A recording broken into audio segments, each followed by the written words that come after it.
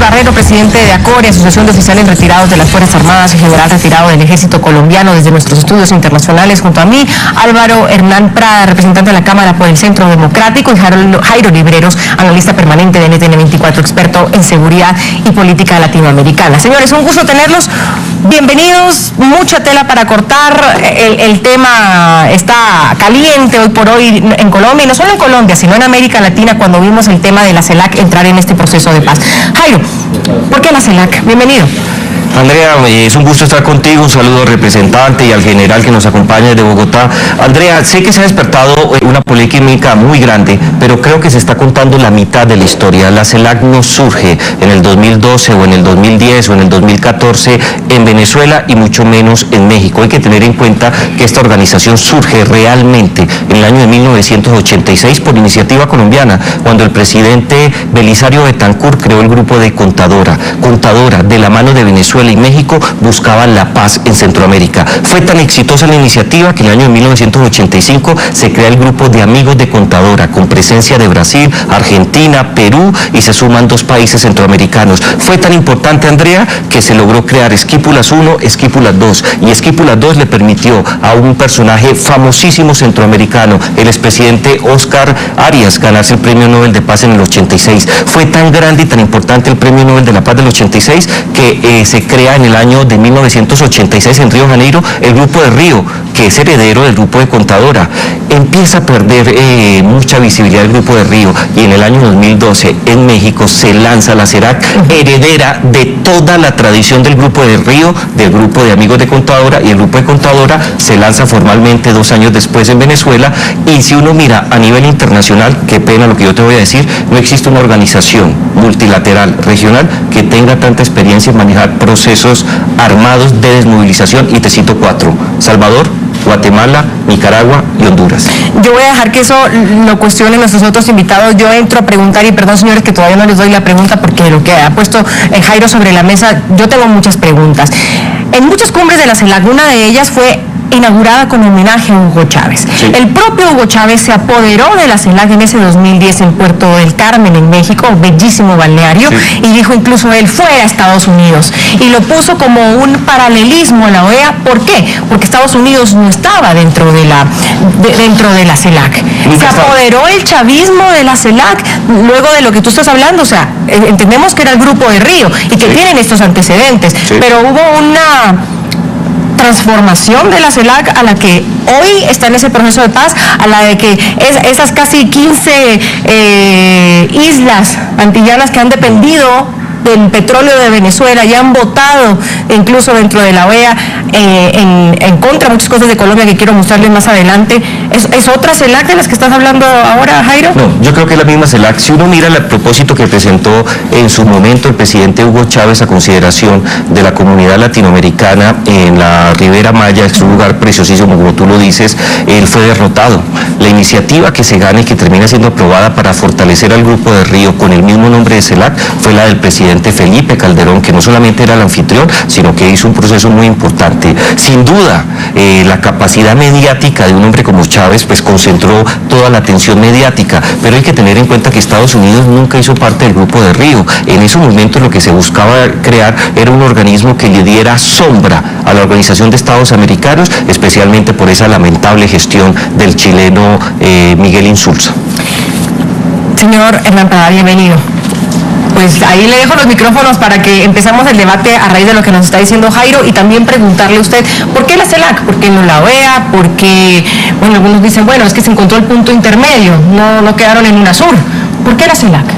Porque sin duda, Andrea, aquí lo que se ha venido haciendo en este proceso, que no es un proceso de paz, sino un proceso de impunidad para la guerrilla terrorista de las FARC, es complacer a las FARC en todo, en absolutamente todo. Entonces, el gobierno nacional hace un anuncio e invita a la ONU.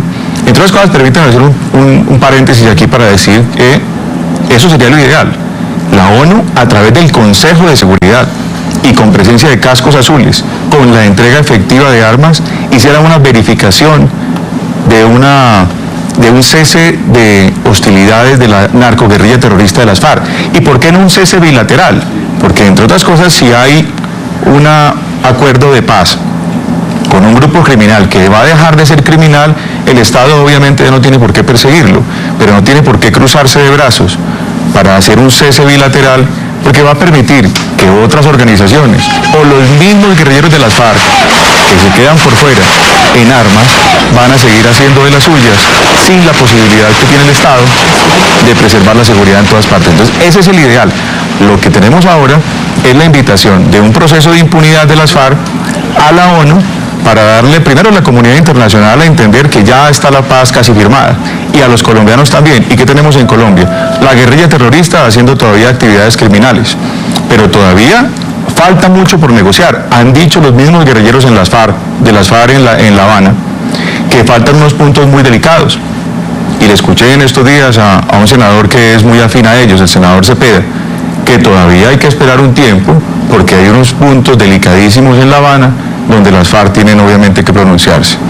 Adicional a eso, nosotros tenemos que pronunciarnos, después de que la Corte le dé exequibilidad o no a un referendo disfrazado de plebiscito, para ver si votamos el acuerdo como está, porque hoy lo que hay es una garantía de 0 cárcel para los mayores criminales, una garantía de elegibilidad política, de una operación de lavado de activos, tal vez la más grande en la historia de la humanidad, y entregarle el aparato judicial para que ellos no solamente garanticen su impunidad, sino para que puedan juzgar a quienes consideran. Para usted entonces, señor Álvaro, es que las FARC salieron con la suya al tener a la CELAC en esta verificación. Por supuesto, ahí van a encontrar amigos.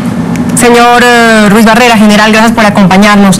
¿Qué opina usted de tener a la CELAC en este proceso de paz y como verificador de un cese bilateral y de una dejación de armas, y casi llegando a la recta final encontrarse con la CELAC? A ver, Andrea, cordial saludo, buenas noches. Buenas noches. También saludo para Jairo y para el honorable representante que nos acompaña. Total equivocación en la designación de la CELAC como organismo que vaya a verificar el cese al fuego y la entrega o dejación de armas. Y no se toca también una cosa importantísima, no se dijo en el comunicado, que es lo relacionado con la desmovilización. Es decir, esto es cada día un mar de confusiones, no se habla con claridad, y esto es lo que genera especulaciones y preocupaciones. Al interior de la reserva estuvimos esta mañana analizando este comunicado y mirando antecedentes y demás. Esta CELAC no es un organismo confiable, sea cual fuere su origen, porque las FARC insistentemente, desde hace algún tiempo, han venido pidiendo que sea la CELAC quien tenga que ver, en caso de presencia internacional, con algo de verificación respecto a este proceso. ¿Por qué? Porque es favorable, porque asume posiciones sesgadas. ¿Qué va a ocurrir? De la CELAC salen los observadores, los designan las Naciones Unidas, ¿no? Son observadores que estarán en los sitios, en las zonas de concentración que se determinen. El reporte de ellos no va a ser confiable. Entonces, una cosa es la veeduría internacional, ¿no?, o la verificación internacional, y otra la nacional. Nos corresponde a nosotros y no a los cascos azules, aquí en el territorio nacional, estar en cualquier anillo de seguridad, por separado que esté, para verificar que se cumpla lo pactado respecto a lo que se debe hacer en las zonas de concentración, y poderle garantizar a la población colombiana seguridad territorial en todos los rincones del país. No sabemos cuántas zonas de concentración se irán a determinar, no sabemos cómo van a funcionar. Lo que se dice por ahora lo dan como un hecho. Por ahora lo que se ha dicho es un acuerdo en el cual las FARC y el gobierno le van a pedir a las Naciones Unidas. Las Naciones Unidas tienen que hacer la consulta a través del Consejo de Seguridad. Se tiene que producir una resolución. 15 países que integran esa comisión tienen que resolver de manera unánime si se acepta o no se acepta la petición. Hay 8 o 10 países en conflicto armado que están haciendo peticiones similares y no ha habido respuesta. Esto tiene unos costos, y unos costos altos. La logística vale mucho dinero. No se ha hablado de eso. Lo dan como un hecho. Presentan un mensaje engañoso con este comunicado. Entonces, que hablemos las cosas con claridad.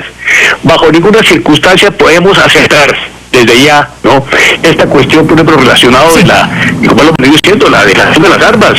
Para ellos, para los terroristas, es simplemente no usarlas, no hay ninguna garantía de no repetición. Es Vamos decir, a parte, general. cosa ¿no? Que es un mar de confusiones. Vamos por parte, no porque a la usted ha CELAC, puesto... y que se maneje Sí. con claridad esta situación. Vamos por parte porque usted ha puesto varios puntos interesantes sobre la mesa que aquí los estábamos hablando y escuchando con claridad. Cuando usted dice no a la CELAC y el tema también del pedido al Consejo de Seguridad de la ONU, Jairo. Sí, yo comparto la apreciación del general Ruiz. Yo creo que sin lugar a dudas hay mucha confusión sobre este particular, no solamente por el procedimiento en virtud del cual se escogió el mecanismo de la CELAC como acompañamiento a la misión política internacional de Naciones Unidas, sino por todo lo que viene. El tema logístico, como lo dice el general, es completamente claro, pero hay que tener en cuenta cómo fue, por lo menos con la información que se ha filtrado en Colombia, la discusión. Colombia apostó de manera inmediata por la Organización de Estados Americanos. La FARC no iba con la CELAC, iba con la UNASUR. Se buscó un mecanismo intermedio y yo creo que en esa medida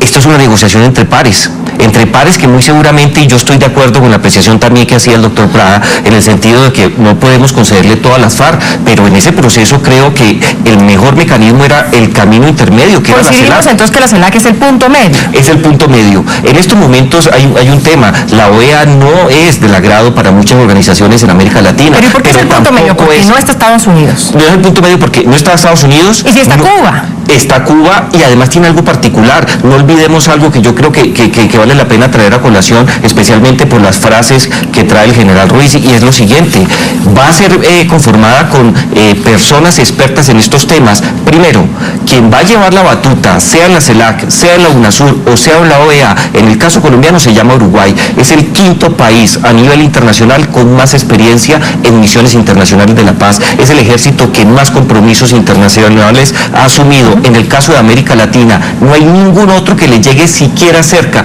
ni siquiera Estados Unidos, en este tipo de experiencias. Y dos, Andrea, no nos olvidemos algo, dentro del comunicado del gobierno nacional, que es confuso, estoy de acuerdo con eso, hay algo que es valioso: no va a estar conformado por países que compartan territorialmente fronteras con Colombia. De ahí también tengo mis preguntas, que ya voy para allá. Representante, usted decía que se le está dando gusto a las FARC, pero con lo que hablábamos con Jairo de, bueno, no está Estados Unidos, está Cuba, y por eso es el punto intermedio. Cuba está poniendo entonces condiciones también, por ser el país anfitrión. ¿Pudo poner sus condiciones Cuba?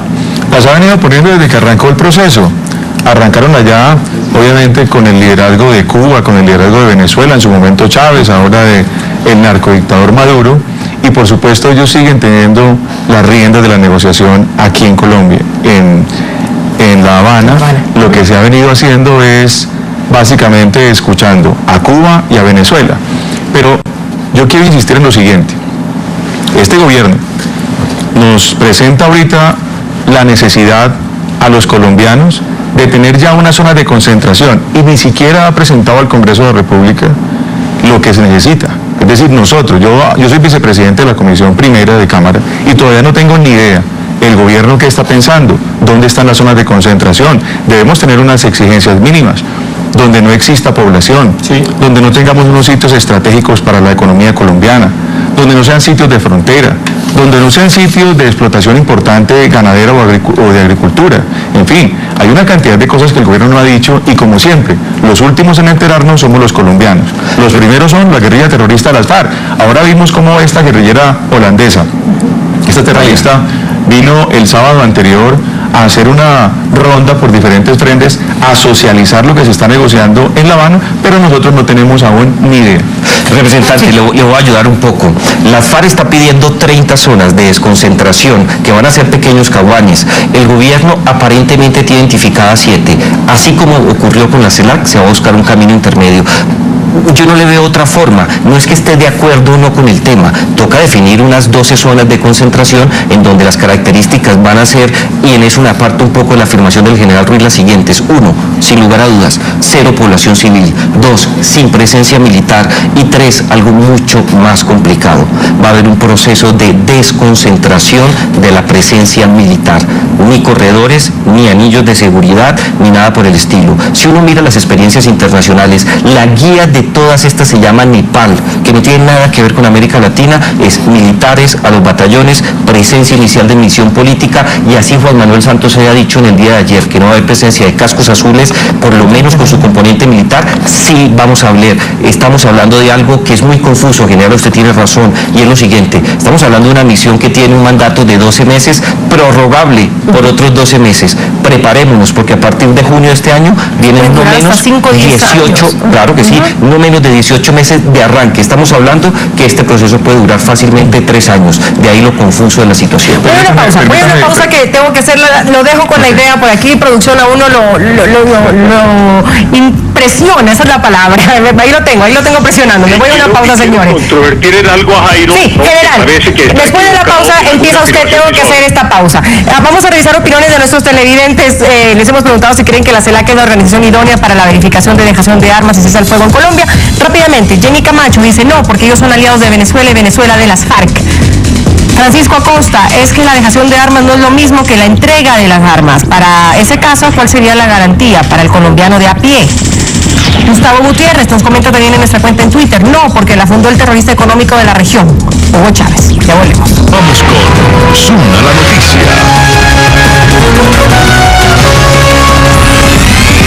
General, le doy la palabra a usted, luego al representante, antes de entrar a lo que había dicho Jairo, a que sí hay garantías porque los países de zona limítrofe con Colombia pues no van a ser parte de esta verificación. Muchos dicen, bueno, ¿y quién tiene influencia sobre la CELAC? Es la pregunta. Pero antes de eso le doy la palabra al general que quería controvertir algo con Jairo.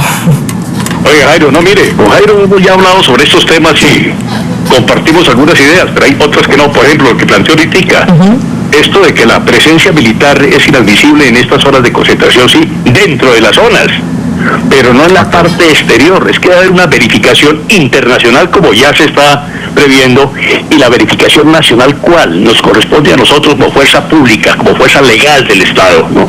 Estar allí en aquellas zonas y verificar que esto que se haga, que se pacte, se haga. Es que los observadores no son confiables, sea quien sea, hay que controlarlos también, porque son los que van a reportar exactamente lo que está sucediendo.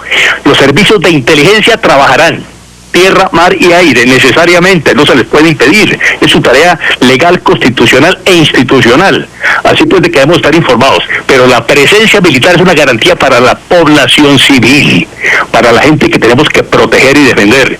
Si no hay presencia militar en la zona, no dentro de las zonas de concentración, en el sector, en la región, sería gravísimo, porque venía una reacción de la gente que no cree en las FARC, que en las FARC no podemos creer. Llevamos 30 años negociando, y en esos 30 años de negociación, nada ha resultado.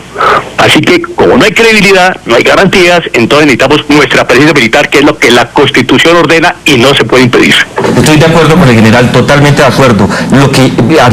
La distancia que tenemos con el general no es sobre ese punto. Yo estoy de acuerdo, los militares tienen que tener una presencia especial, pero como uno ve cómo ha avanzado la discusión, el gran temor que yo tengo es ese, que los militares van a terminar en los cuarteles y que muy seguramente cascos azules, bien sean misiones políticas o con armamento autorizado vía reforma constitucional o acuerdo con Naciones Unidas, terminen supliendo una misión que es vital para nosotros. Ese es el temor que yo tengo. Representante, usted quería hacer una acotación. Sí, yo quería decir lo siguiente. Entonces nos entendemos bien.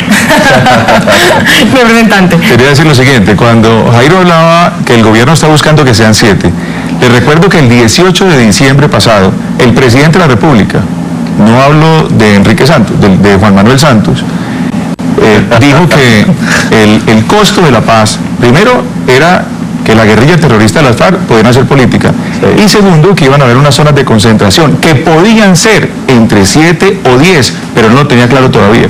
¿Qué podemos decir al respecto? Están previendo que existan zonas de concentración en el Catatumbo, entre el Cauca y Nariño, en el Putumayo, en el Caquetá, en el Guaviare y en una zona entre los departamentos del Tolima y Huila, sur del Tolima, norte del Huila. ¿Qué hay de común denominador? Son zonas estratégicas de narcotráfico de la narcoguerrilla terrorista de las FARC. Quiero volver al tema que había puesto Jairo sobre la mesa al decir que había una garantía, justamente por lo que dijo el presidente Santos en una locución ayer en la noche, cuando decía que los países limítrofes, es decir, entiendo, Ecuador, Venezuela, Panamá, Perú, no tendrán, y Brasil, no serán parte de esta verificación, pese a que son miembros de la CELAC. ¿Eso realmente es una garantía, Jairo? Si son ellos los que tienen influencia en la CELAC. En este momento la presidencia pro tempore la tiene Ecuador. Se diga Brasil, un gran sostén Claro que sí. de los organismos multilaterales en Venido América menos, Latina. económicamente, pero... Y Venezuela. Claro que sí, en mi opinión es una gran garantía, te voy a dar 2 razones. No tener a Venezuela metida en este tema creo que es lo mejor, y creo que el tema no es gratuito por parte del presidente Juan Manuel Santos. Encontró la excusa perfecta.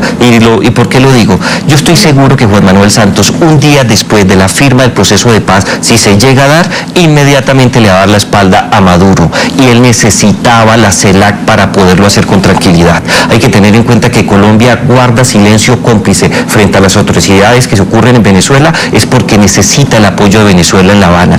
Fuera Venezuela y firmada la paz, el mejor mecanismo que tiene es este. En segundo lugar, el tema eminentemente de observadores experimentados lo tiene Uruguay. ¿Dónde vas a conseguir más tropas? La otra minada en América Latina es Colombia. Colombia no tiene experiencia internacional sobre ese particular. En los últimos 10 años hemos crecido y hemos vendido experiencias de seguridad. Nadie lo puede negar, pero no hemos tenido tropas a nivel internacional. Andrea, usted sabe que yo presté servicio militar, le estaba contando aquí al representante Prada que fue en su tierra, precisamente en Neiva, y tuve la oportunidad de ver cómo funcionan los esquemas y cómo funciona en el Sinaí, y la experiencia que nosotros tenemos internacional obedece a unos puntos que no se comparan con la experiencia internacional que tiene Uruguay. Si Uruguay tiene liderazgo y no está Venezuela y no está Ecuador, yo creo que sí es un buen mecanismo que nos da mejores garantías.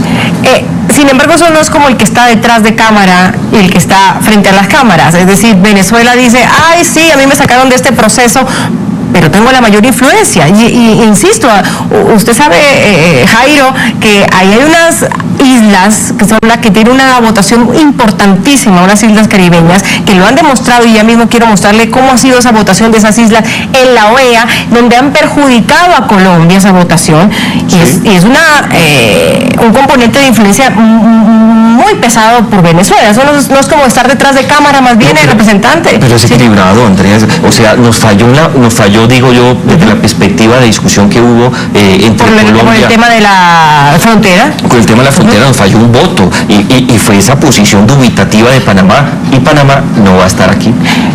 Las islas nunca han votado en contra de Venezuela, Jairo. Perdón, general.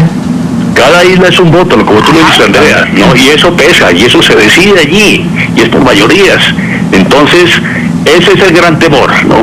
Las islas caribeñas, los países caribeños, lo que tienen mucho peso y tienen mucho compromiso con las FARC. Mira, es que las FARC, ahí tengo un comunicado, leí esta mañana un comunicado de hace año y medio, donde insiste y dicen, la CELAC es la única organización, la única comunidad que nos puede garantizar lo que nosotros nos proponemos para lograr la paz en Colombia. Lo están pidiendo, mejor dicho, la CELAC está allí fue por petición expresa de las FARC. En eso ganó el round la FARC. El representante, lo que yo decía, eso es como estar detrás de cámara. Por supuesto, en todo ha ganado las FARC. Aquí el gobierno nacional no ha hecho otra cosa distinta a hacerle caso a las FARC en todas sus exigencias. Lo único que han estado, que no han estado de acuerdo, y que por eso yo personalmente, independientemente de la posición de mi partido, tengo una duda. Yo creo que la Corte va a declarar inexequible tanto la ley que nos convoca a un plebiscito como el acto legislativo para la paz. Son 2 engaños que no han estado además concertados con las FARC. Por eso creo que ahí hay una gran diferencia. De resto, absolutamente todo ha sido lo que ha querido las FARC en este proceso de negociación de impunidad. Aquí reacciones que quiero que veamos, la de Marta Lucía Ramírez, una exministra de Defensa y excandidata presidencial, sobre justamente la presencia de la CELAC en este proceso de paz. La misión de la CELAC no tiene nada que ver con el acompañamiento a misiones de paz, no tiene nada que ver con la garantía realmente de un proceso de paz y de desmovilización. Por eso no tiene ningún tipo de institucionalidad. Es que muchos de los países que se abstuvieron de votar a favor de Colombia cuando estábamos pidiendo lo justo, que era una presencia internacional en la frontera con Venezuela, todos esos países que se abstuvieron, ¿por qué lo hicieron? Primero, porque tienen una deuda enorme con el gobierno venezolano, ni por el objetivo social de la CELAC, ni tampoco por la falta de institucionalidad. La CELAC da garantías a Colombia. La mejor garantía a Colombia se la darían, primero, países que de verdad tengan un gran compromiso con la democracia. Segundo, realmente fortalecer la institucionalidad colombiana. Y quiero que veamos cómo han sido esos votos de los que hablaba el general, de esas Antillas, que son las que preocupan, porque el chavismo de por sí ya ha sabido blindarse en organismos multilaterales como por ejemplo la OEA, la que ha criticado tanto por ser estadounidense y tener influencia de Estados Unidos, y pues ahora dice dentro de la misma OEA que ha tenido ese firme apoyo político de los países caribeños de la CELAC. Por ejemplo, lo que hablábamos también con Jairo, el año pasado, la derrota diplomática de Colombia, que no logró convocar una reunión de cancilleres para abordar el cierre de la frontera venezolana. Veamos cómo fue esa votación. Los países miembros de la Comunidad de Estados Latinoamericanos y Caribeños, CELAC, se han convertido en el escudo del chavismo en organismos internacionales como la OEA. El caso más reciente, el cierre de la frontera con Colombia. Nuestros problemas con Colombia tenemos que arreglarlos con Colombia. El pasado 31 de agosto, el gobierno de Juan Manuel Santos quiso llevar la crisis binacional ante la Organización de Estados Americanos. El resultado de la votación fue de 17 votos a favor, 5 votos en contra. La iniciativa de convocar una reunión de cancilleres no prosperó por la abstención de 11 países. Todos integrantes de la CELAC apoyaron al gobierno de Nicolás Maduro. En marzo de ese mismo año, y en medio de una discusión por las sanciones de Estados Unidos a 7 funcionarios chavistas, la canciller Delcy Rodríguez recordó, en medio de su discurso, la solidaridad de los gobiernos del Caribe. Aquí están sentados nuestros hermanos del Caribe, a quienes se les ha dicho, en situaciones de complejidad económica, nosotros recortaríamos nuestro programa de solidaridad. La violencia que sacudió las calles de Venezuela en febrero de 2014 también fue tema de discusión en el organismo. Después de 7 horas, una resolución benevolente que abogaba por el diálogo entre las partes fue aprobada con 29 votos a favor y 3 en contra. No fue suficiente el rechazo al documento por parte de Panamá, Estados Unidos y Canadá. Nuevamente primaron los intereses de los países de la CELAC. Representante, es clara la influencia que tiene un país como Venezuela dentro de la CELAC cuando se cuestiona la influencia que tiene Estados Unidos sobre la OEA.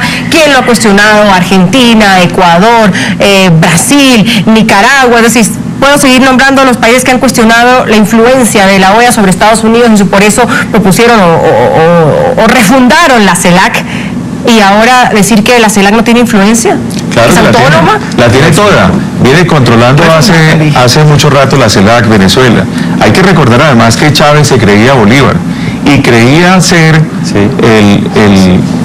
el poseedor de la obligación de exportar el socialismo a toda América Latina. Y por eso buscó organismos multilaterales que pudiera controlar y controlar con la plata del petróleo. Así que la CELAC, por supuesto, es controlada por Venezuela y por sus amigos. Cuba, por supuesto Ecuador, ahí está Nicaragua, en fin, todos los países que han hecho un esfuerzo muy grande para buscar que en Colombia pueda también recibirse lo que ellos están exportando. Un socialismo desgastado, un socialismo que no ha traído sino pobreza y obviamente destrucción de las democracias en sus países respectivos. Totalmente de acuerdo con el representante, totalmente de acuerdo. En materia sí, internacional, Andrea, tenemos una experiencia reciente alrededor de este proceso de negociaciones en La Habana. El manejo del tema víctimas. Intervino las Naciones Unidas, concretamente en nombre propio.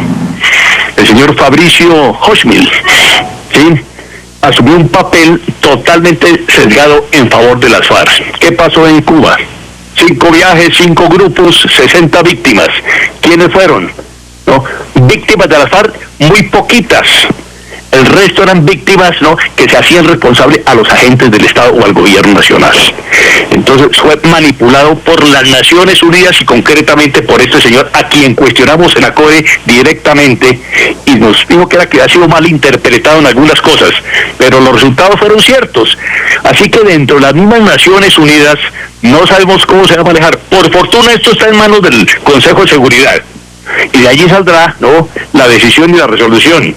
Pero ¿quién va a nombrar, ojo, a la persona que va a monitorear, ¿no?, todo este proceso de verificación, que se supone que es un funcionario de las Naciones Unidas? Si nos nombran un señor como el que estuvo antes, ¿no?, peor, no hay garantías, ni por Naciones Unidas, y mucho menos por esta comunidad, ¿no?, que hemos mencionado que está totalmente fuera de la aceptación y de garantías que queremos todos los colombianos en relación con esta verificación. Otra una pausa, nuestros televidentes también quieren hacer parte de este debate. Les hemos preguntado si están de acuerdo en que la CELAC es la organización idónea para la verificación de dejación de armas y cese el fuego en Colombia. Esto responde Antonio García, dice sí, porque es la organización más completa que hay hasta el momento.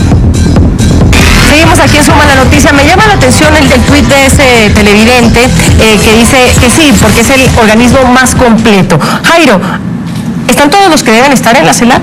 Yo creo que sí están todos los que tienen que la CELAC, y lo que más me gusta de la medida, porque yo sí la comparto, es que no va a estar Venezuela y no va a estar Ecuador, que son países con un régimen socialistas, como muy bien lo establecía el representante Prada, que destruyeron sus países, acabaron con las libertades y con la democracia liberal. Yo creo que en estos momentos el mejor instrumento que podemos hacer uso, por su experiencia, no podemos pensar que la CELAC salió de la Maya Rivera, en ese lugar inspira a cualquier persona, sin lugar a dudas, pero la experiencia pasada no se puede perder. Colombia tiene una injerencia muy importante, independientemente de lo que pase Juan Manuel Santos, yo creo que también va a utilizar el foro de la CELAC para impulsar medidas de política exterior que fortalezcan el posconflicto si es que este se llega a dar. Yo creo que el mejor mecanismo era ese, que quizás algunos preferían la OEA. Yo tengo mis dudas y le voy a dar una razón, Andrea, porque la OEA sí tiene experiencia en este tipo de procesos, pero nunca tiene 4 procesos encima como sí lo tiene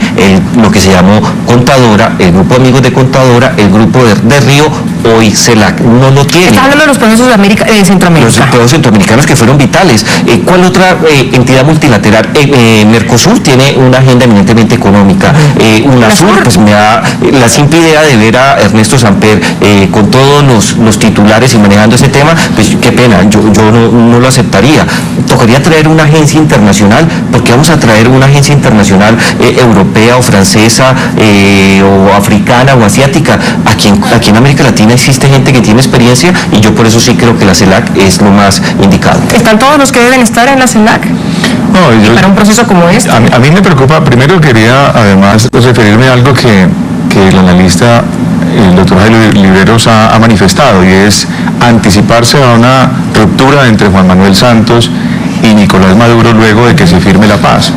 Yo creo que es fácil predecir que Juan Manuel Santos le da la espalda a quien sea, y más si le han servido, pero en este caso no. Yo estoy convencido que aquí lo que hay es una unidad ideológica, lo que hay que es, al contrario, estar muy pendientes, porque lo que se ha fraguado acá no es otra cosa sino un proceso en La Habana donde ha participado activamente Venezuela y sigue teniendo un liderazgo.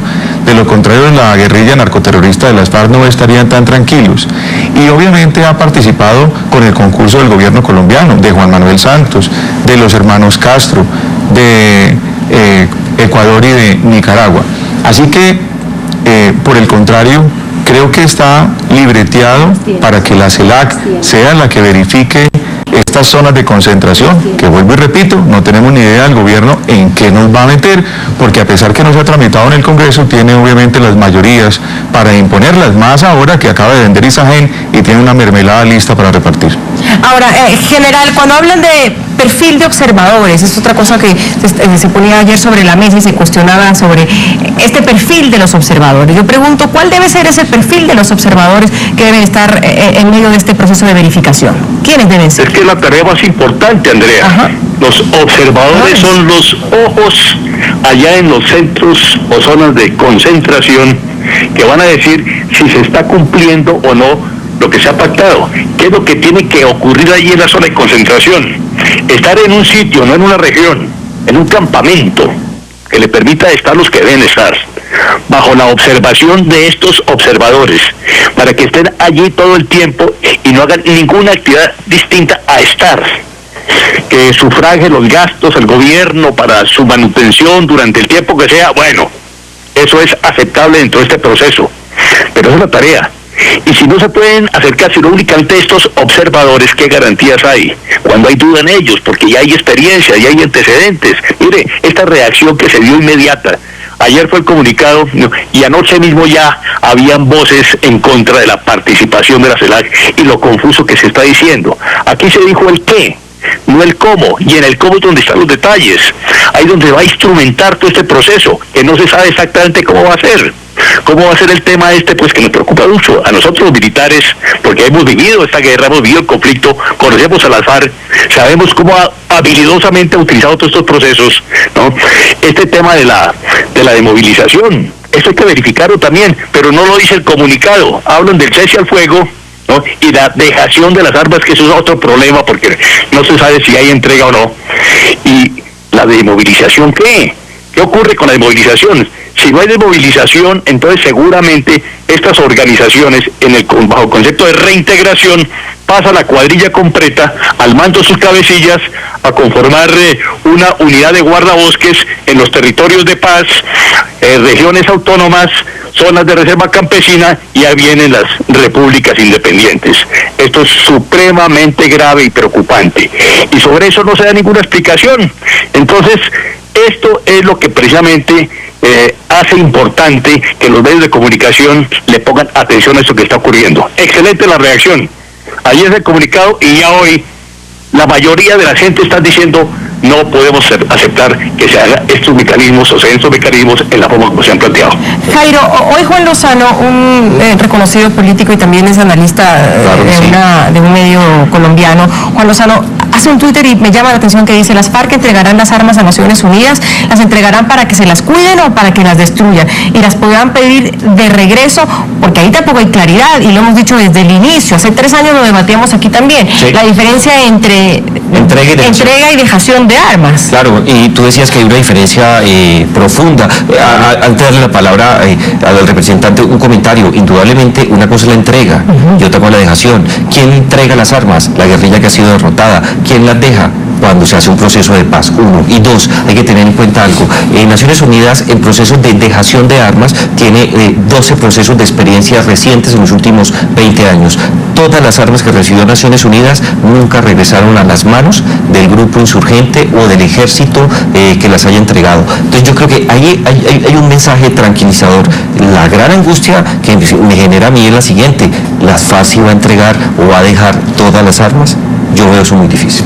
Representante. La guerrilla de las FARC ha conseguido que desde el inicio el gobierno colombiano les copió el lenguaje. General. Correspondientes 26.000, ¿no? Sí, un segundo general, representante. El gobierno le copió el lenguaje a la guerrilla, iniciando porque dijo que había un conflicto armado y ya no había una amenaza terrorista.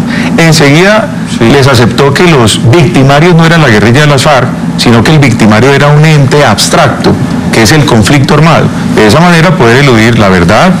Ellos obviamente eluden la justicia y no hay ninguna reparación. Por eso en el punto de narcotráfico o de tierras no hay ninguna obligación para que con el dinero producto de actividades ilícitas ellos reparen a las víctimas. Y ahora, después de mucho tiempo, no pudieron convencer a las FARC de la entrega de las armas y el gobierno simplemente le aceptó y adoptó el lenguaje de dejación de armas. ¿Qué quiere decir esto? Que ellos van a mantener las armas. No las van a mantener de pronto bajo el hombro a la luz pública, por supuesto, pero sí las van a mantener en un lugar secreto, y en el momento que ellos decidan, en el momento que ellos vean amenazado sus promesas, las cuales por supuesto han negociado con Enrique Santos, con Juan Manuel Santos, donde no se lleven a cabo tal cual lo que han prometido, inmediatamente volverán a las armas. Eso teniendo además, y hay que hacer la advertencia a los colombianos, que el gobierno colombiano sabe que no todos los guerrilleros de las FARC van a someterse a este proceso si llega a buen término. Sí. Muchos de ellos van a estar jugando nuevamente a la combinación de formas de lucha, unos con armas y otros haciendo política. General. A ver, todo lo que se ha dicho es muy cierto, lo que dice el representante, lo que dijo Jairo, esas son las preocupaciones, no hay claridad y eso genera especulaciones. Sobre este tema, ¿no?, de la dejación de las armas, desde el primer día, hace 3 años, cuando se hizo pública la agenda, ¿no?, ese término dejación lo criticamos de manera inmediata. Personalmente se lo planteé al señor presidente de la República, nos reunimos 8 días después de dar a conocer en la agenda. Eso es cuestión de semántica, ¿no? No, semántica no, eso tiene un fondo. El presidente de golpe decía en algunos eventos, tienen que entregar, ¿no? Ahora la palabra dejación la dicen los negociadores, la dice el presidente, la dice el gobierno, la dicen los congresistas que están en la mesa ya de respaldo al presidente, hablan de dejación. Ese temita de la dejación es muy preocupante. Y si no hay entrega formal de las armas a quien sea, a un tercero, a quien sea, no hay garantía de no repetición. Cuando usted habla de ese lenguaje, el mismo presidente Juan Manuel Santos ya la usó el día de ayer, cuando dijo que la dejación de armas es la mayor garantía para concluir con este proceso de paz que lleva 5 años. Esto fue lo que dijo. Trata de observadores, repito, no armados, no de una misión de mantenimiento de la paz de cascos azules. Es el paso más concreto que hemos dado hasta ahora en todo el proceso, en los 5 años que llevamos de este proceso. Y esto yo diría que realmente hace que el proceso sea más irreversible. La dejación de armas por parte de las FARC con todas las garantías, y esta es la garantía mayor, es una condición necesaria para la paz. Sin dejación de armas no hay fin del conflicto, eso lo dije desde el principio. Hacemos otra pausa, ya regresamos. Tenemos más tuites de nuestros televidentes. Les hemos preguntado si cree que la CELAC es la organización idónea para la verificación y dejación de armas y cese al fuego en Colombia. Esto nos dicen nuestros televidentes. Los últimos tuites que vamos revisando, Pedro Torres, para nada. Esa entidad no apoya a Colombia, lo único que logrará es obstaculizar el proceso. Alejandra Cayó, no, esa organización solo quiere ser protagonista y desea superar a la ONU, no hay ayuda entre organizaciones. No volvemos. Ya regresamos con Zona la Noticia. Señores, vamos finalizando.